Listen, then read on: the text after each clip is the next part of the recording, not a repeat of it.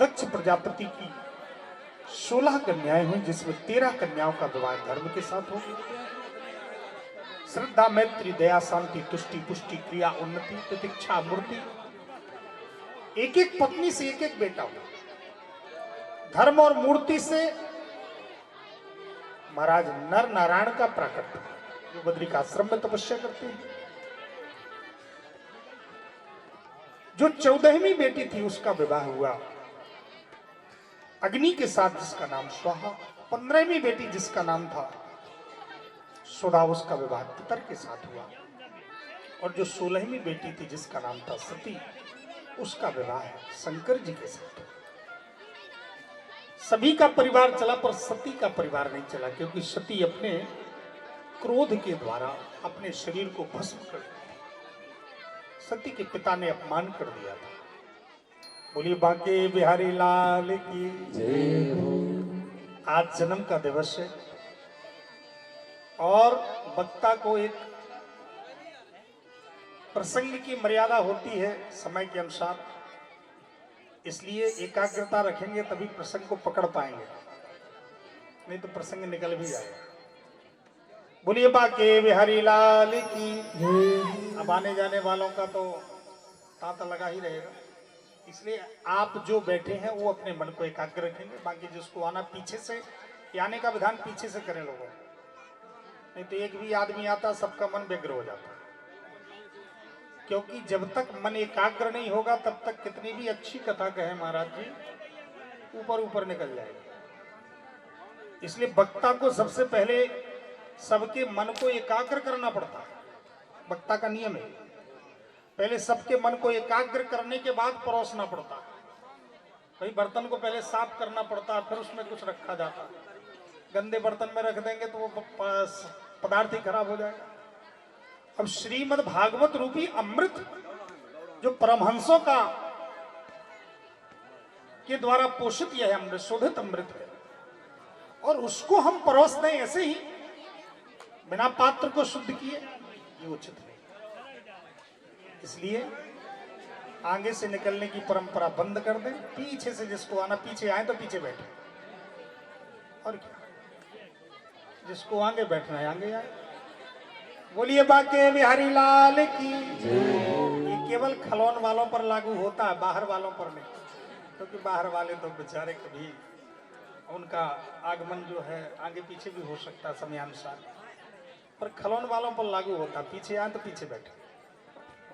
बोलो बाके बिहारी लाल की, कृष्ण कन्हैया लाल की। सबका परिवार चला लेकिन सती जी का परिवार नहीं चला। शंकर जी का अपमान कर दिया दक्ष ने। श्री परीक्षित जी ने पूछ लिया, गुरुदेव अभी शंकर जी का चरित्र है तो थोड़ा हम ठाठ से कह दें, आगे बढ़ते हैं, क्योंकि शंकर जी की ही तो कृपा से शरीर है। जटाशंकर भगवान की विशेष कृपा है। हमारे क्षेत्र के प्रतिष्ठित तीर्थ है जटाशंकर भगवान, और पूरे क्षेत्र पर विशेष कृपा है जटाशंकर भगवान की, इसलिए जटाशंकर भगवान की हम लोग कथा सुन लेते हैं बड़े भाव से। श्री परीक्षित जी ने कहा, गुरुदेव आपने कहा कि दक्ष ने शंकर जी का अपमान कर दिया, तो शंकर जी तो जगत गुरु है, शंकर जी का किसी से कोई बैर नहीं है, शंकर जी तो सबको देने वाले हैं। 3 लोग बस्ती में बसा दे, आप बसे वीराने में, सबको महल कोठी दे देते, सब कुछ देते हो, खुद स्वयं कंदरा में बसे रहते। ऐसा उदार कौन होगा? स्वयं मरघट पर रहने वाला अपने भक्तों को महलों में रखता है। ऐसा उदार तो केवल हमारा भोले बाबा है। इसलिए गुरुदेव, कस्तम चराचर गुरुम, परीक्षित जी प्रश्न कर रहे हैं सुखदेव जी से, कस्तम चराचरम गुरु निर्वैरम शांत विग्रहम आत्मा रामम कथम दृष्टि देवतम जगतो महत। हे प्रभु, कस्तम चराचर गुरु, जो चर और अचर के गुरु हैं भोले बाबा। देखो भोले बाबा को सब मानते हैं। कौन कौन भोले बाबा को मानता है? हाथ उठा के बताओ। हो सकता है कोई ना हाथ ना उठे। अरे कंजूसी क्यों करते हो भाई, अच्छे से उठा लो। दुनिया के सामने मत उठाओ हाथ, भगवान के सामने उठाने में कौन सी शर्म है? भोले बाबा के लिए हाथ उठाने में कौन सी शर्म? भोले बाबा तो देखते ही हाजिरी भर लेंगे कि भैया ये हमारा, और नहीं उठाओगे तो सोचेंगे इसको तो हमसे मतलब, हमें भी इससे मतलब। इसलिए कस्तम चराचर गुरु, जो चर और अचर के गुरु, सबके गुरु। निर्वैरम, किसी से बैर है क्या भोले बाबा को? बैर तो तब होता है जब किसी की कोई चाह होती है। भोले बाबा को किसी से कुछ चाहिए ही नहीं, भैया तुम हमारा ही पानी लो, बावन गंगा को, और हम ही को चढ़ा दो। अब इससे बड़ा जटाशंकर में कुछ होता है? उन्हीं का एक लोटा जल लिया और उन्हीं को चढ़ा दिया, और हम मान लिए कि भोले बाबा ने, और वो कृपा भी करते, कहते हैं हमें कुछ जरूरत नहीं, बस हमारा ही जल हमको चढ़ा दो, उतने में हम मान लेंगे कि तुम आ गए, तुमने हमारी भक्ति कर ली। इतने सस्ते देवता, सरल देवता कोई नहीं होगा।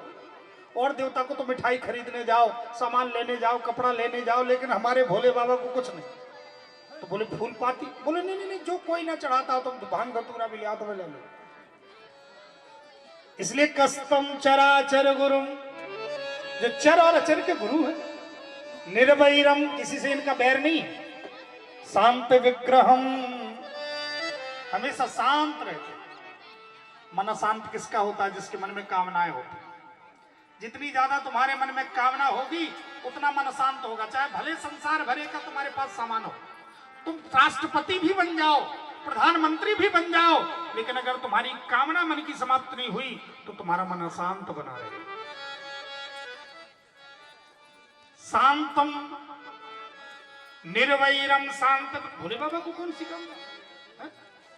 कोई बात नहीं, मस्ती में मस्त है, कथा सुनते रहते, बढ़िया भोले बाबा। भोले इसलिए तो भोले कहते। शांत विग्रहम, शांत विग्रह। आत्मा रामम, सभी की आत्मा में रमण करते। किसी की ऐसी आत्मा नहीं जिसको भोले बाबा प्रिय ना हो, सबको भोले बाबा अच्छे लगते हैं। आत्मा, हमारे ऊपर तो भोले बाबा की कृपा है, इसलिए उन्हीं की कृपा का नाम भी है कृपा शंकर। शंकर जी की ही तो कृपा है, जटाशंकर भगवान की, उन्हीं की कृपा है। आत्मा रामम कथम द्वेष्टि दैवतम जगतो महत्। जो आत्मा राम है, सबकी आत्मा में रमण करते हैं, तो उनसे इस दक्षिण द्वेष क्यों कर लिया? एताख्या ही में ब्रह्मम जामातु ससुरस्य च। कृपा करके ससुर दामाद का झगड़ा बता दो कैसे हो गया। जामातु माने दामाद, ससुर माने ससुर। एताख्या ही में ब्रह्मम जामातु ससुरस्य च। कैसे ससुर दामाद में भिड़ गई? परीक्षित जी ने कहा झगड़ा सुनना चाहते तो सुन लो, सुना दीजिए गुरुदेव। सुखदेव जी ने कहा सुनना चाहते तो सुनो। राजन, दक्ष प्रजापति अहंकारी था, और अहंकारी व्यक्ति को अगर कोई पद प्रतिष्ठा मिल जाए तो उसके अहंकार में भी 4 चांद लग जाते। क्या होता है? अपमान को पचाना तो सरल है, पर सम्मान को पचाना बड़ा कठिन। संभलना सम्मान में ही पड़ता है, अपमान में क्या संभलना? साधारण है, हम कहाँ संभलने की जरूरत है। जो जमीन पर बैठा है उसको गिरने का कोई डर नहीं है। गिरने का डर तो ऊंचाइयों से होता है। जितना ऊंचा चढ़ेगा, जितना ऊंचा, बड़े महाराज बड़े ऊंचे हैं, महाराज बड़े ऊंचे हैं, बड़े वाले हैं, तो जितना बड़ी ऊंचाई पे जाएंगे उतना ही गिरने का डर होता कि नहीं होता? अच्छा, जितनी ऊंचाई से गिरोगे उतना ही ज्यादा चोट आती। नीचे से तुम गिरोगे तो कोई चोट आने का सवाल ही नहीं। तो जब सम्मान की ऊंचाइयां बढ़ने लगे, धन की ऊंचाइयां बढ़ने लगे, जब तुम्हारी पद प्रतिष्ठा कुर्सी की ऊंचाई बढ़ने लगे, उस समय तुमको चाहिए कि थोड़ा संभल संभल के पैर रखो, कहीं फिसल ना जाए।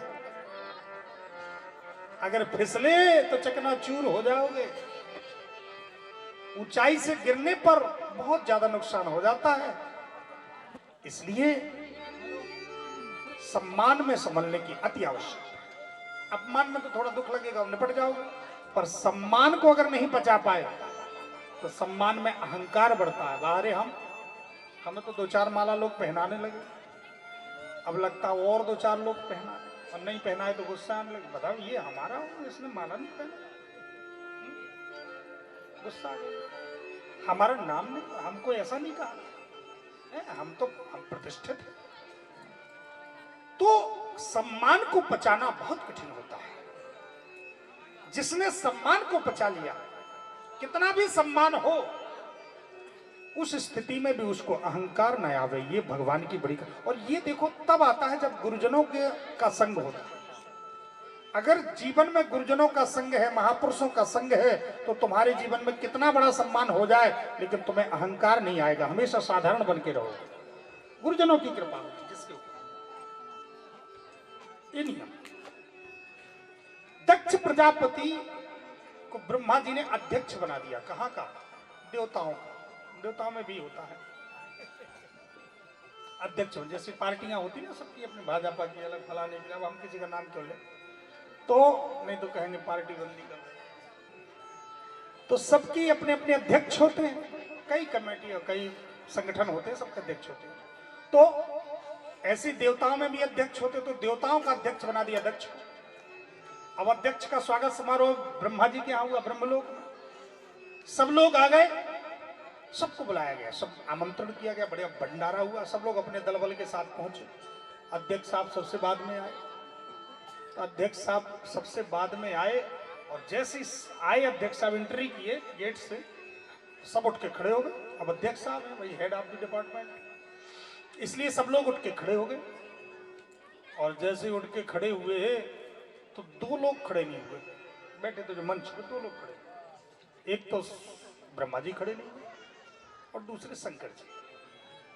ब्रह्मा जी इसलिए खड़े नहीं हुए क्योंकि पिताजी, अब बेटा भले कलेक्टर बन जाए पर बाप तो बाप ही रहेगा। तो ब्रह्मा जी ने सोचा है तो हमारा ही बेटा, भले अध्यक्ष बना दिया कोई नहीं। तो ब्रह्मा जी खड़े नहीं हुए, बेटा है कोई बात नहीं, आया।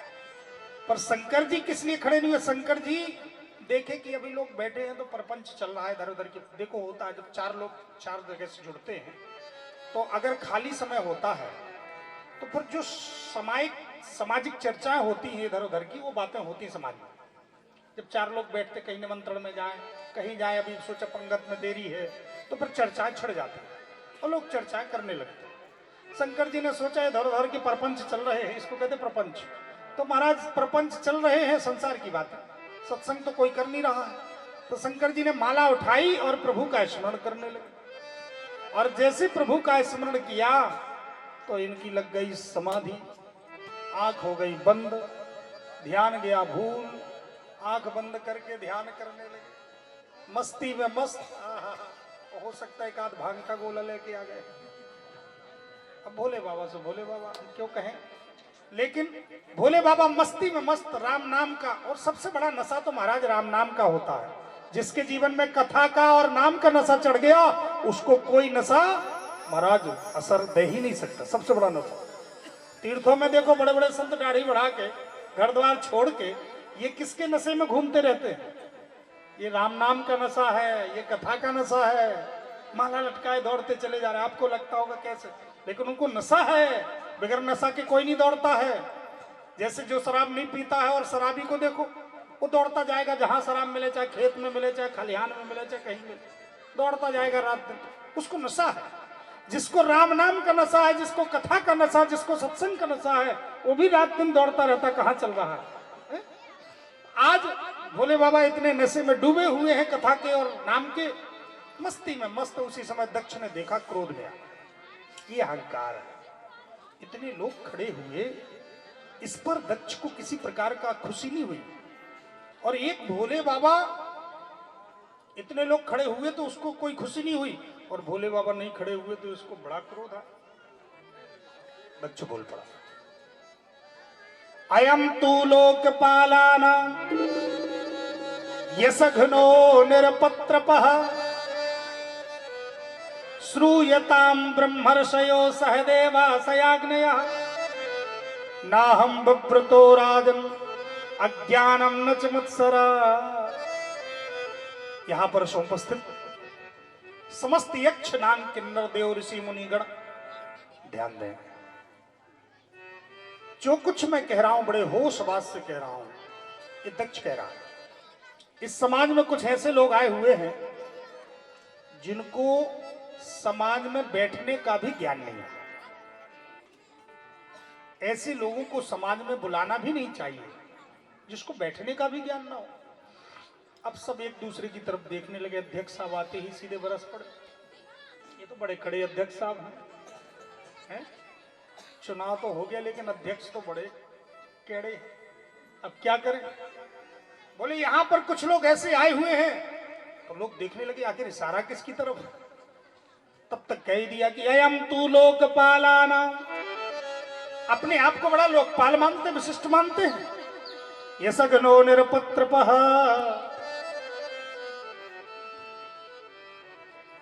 अपने आप को लोकपाल कहते हैं, महादेव कहते हैं। ये मुंडों की माला पहनने वाला, चिता की भस्म लगाने वाला, सांप बिच्छू लपेटने वाला, मरघट पर रहने वाला, इसको किसी प्रकार का सम्मान नहीं मिलना चाहिए। आज मैं श्राप देता हूं, जहां इंद्र उपेंद्र को भाग मिलता है उस स्थान पर, उस स्थान से शंकर को बहिष्कृत किया, सामाजिक अपमान किया, श्राप दिया। शंकर जी तो कुछ नहीं बोले, जितना कहा सुनते गए, कोई बात नहीं, मुस्कुराते रहे, कोई बात नहीं। ससुर साहब, ससुराल में सबको गाली मिलती है। शंकर जी ने कहा कि हमारी साली सरहजों ने नहीं दिया तो ससुर साहब दे रहे हैं, कोई बात नहीं। लेकिन नंदी जी से सहन नहीं हुआ। जो सच्चा सेवक होता वो कभी स्वामी का अपमान नहीं सह सकता। नंदी जी खड़े हो गए, अरे दक्ष, तुम्हें बोलने का ज्ञान है समाज में? किस तरह की भाषा का प्रयोग करना चाहिए मंच से? गृहेषु कूट धर्मेषु केवल ग्राम्य सुखेन च। अपनी सुख की इच्छा रखने वाला, सम्मान की कामना रखने वाला, केवल पद प्रतिष्ठा की लिप्सा रखने वाला दक्ष, मैं तुझे भी श्राप देता हूं, जाओ तेरा मुख बकरे का हो जाए। बोलो राधे राधे। और जोर से, थोड़ा नींद खुल जाए। बोलिए बाके बिहारी लाल की जय हो। भृगु जी खड़े हो गए, अरे दक्ष को श्राप दे दिया। नंदी, मैं भी तुझे श्राप देता हूं, तुम लोग पाखंडी हो जाओ। नंदी ने फिर श्राप दे दिया, पंडित जी तुम्हें बीच में टपकने की क्या जरूरत है? जजमान के चक्कर में तुमने ये नहीं देखा कि क्या कर रहा है, अनर्थ कर रहा है कि सही कर रहा है? इतना तुमको दक्षिणा का लोभ बढ़ गया कि जजमान का मैं अगर विरोध करूंगा तो दक्षिणा नहीं देगा। अरे जाओ, हम भी तुम्हें श्राप देते। महाराज भृगु जी को श्राप, बड़ी श्रापा श्रापी हो गई, हम नहीं कहेंगे। श्रापा शंकर जी सोचे अगर थोड़ा सा और रुके तो कहीं डंडा ना बजने लगे, हमारे गण तो बड़े उदंड हैं। इशारा किया, चलो कैलाश पर्वत। सबको लेकर के कैलाश पर्वत पहुंचे भोले बाबा। दक्ष को और क्रोध आ गया। दक्ष ने उसी समय निर्णय कर लिया कि अब मैं अमुक तिथि में यज्ञ करूंगा। यज्ञ रख दिया, लेकिन आज सबको आमंत्रित किया, शंकर जी को नहीं बुलाया।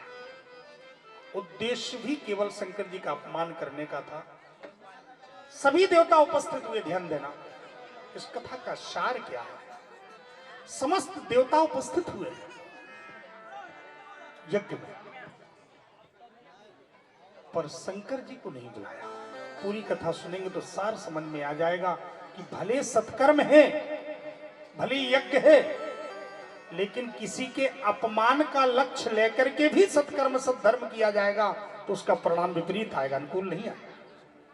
ये इसका परिणाम। प्रत्येक प्रसंग हमको शिक्षा देता है।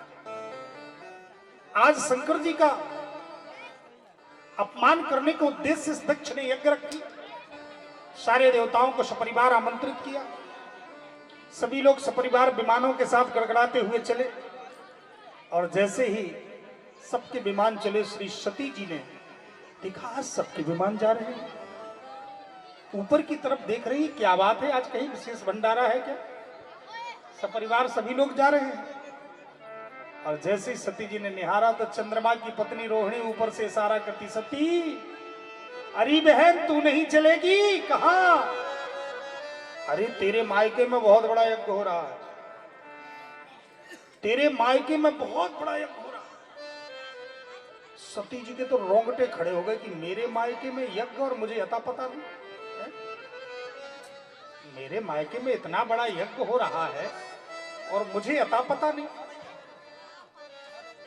किसके यहां हो रहा है मायके में?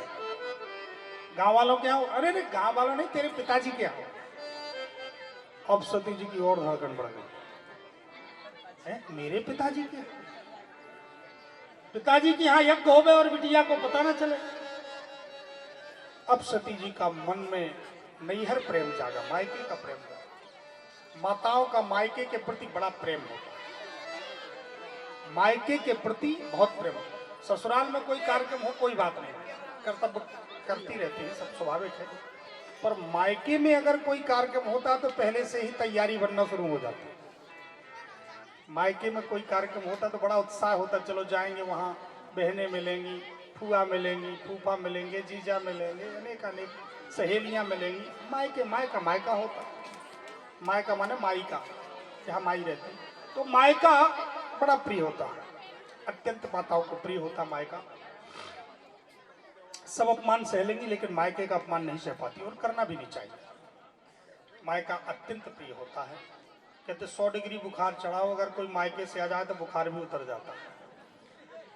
खैर ये तो हमने अनुभव नहीं किया प्रैक्टिकल, लेकिन बता रहे हैं मायका अत्यंत प्रिय। और वो भी सती जी, जगत जननी पराम्बा जगदम्बा सती जी, जिसके हृदय में अनंत माताओं का वात्सल्य स्नेह है। सती जी का हृदय उमड़ पड़ा, मेरे पिताजी के यहाँ इतना बड़ा यज्ञ हो रहा है, मैं जाऊंगा और भोले बाबा को कैसे मनाऊंगा। तो सती जी पहुंची धीरे से जाकर के भोले बाबा के पास, भोले बाबा के चरणों में। बोलिए भक्त वत्सल भगवान की जय हो। सती जी भोले बाबा के पास पहुंची और धीरे धीरे भोले बाबा के चरण दबाना शुरू किया। माताओं, ये भागवत जी तरीका सिखाती है हमें बात कैसे करना चाहिए घर में। ये नहीं कि सीधे लट्ठ जैसी बात छोड़ दे, जाए और सीधे कहे तो मैं चलना नहीं कहा, कहा बोलो माइक। सती जी गई, धीरे धीरे चरण दबाने लगी। ये देखिए तरीका, देखिए मर्यादा। चरण दबाने लगी सती जी धीरे धीरे। भोले बाबा ने कहा सती जी क्या बात है, आज कुछ ज्यादा ही तेल मालिश हो रही है, ज्यादा ही सेवा हो रही है। सती जी ने कहा चलेंगे नहीं। भोले बाबा ने कहा कहां? सती जी ने बड़े संभाल करके शब्द कहा, विस्तार। सती जी ने कहा प्रजापते ते ससुरस्य सांप्रतम निर्यापितो यज्ञ महोत्सव किल प्रजापते ते ससुरस्य सांप्रतम। हे प्रजापति, ते ससुरस्य, आपके ससुर के यहाँ यज्ञ महोत्सव, बहुत बड़ा यज्ञ महोत्सव हो रहा। ये नहीं कहा कि मेरे मायके में, मेरे पिताजी के यहाँ, ये नहीं कहा, ये कहा आपके ससुर के यहाँ। देखो मेरा माँ